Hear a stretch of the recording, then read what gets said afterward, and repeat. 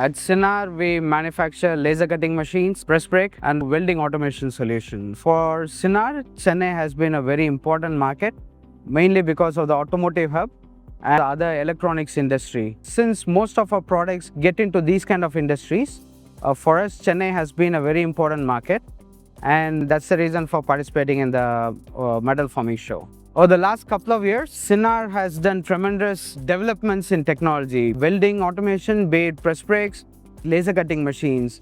We are developing our front-end software, the IHMI software, for our Fanuc machines and also Beckhoff machines. And we are currently in the process of developing our nesting software as well. And we have done a lot of developments in terms of automation, in the sense nozzle changing, nozzle centering, and so on.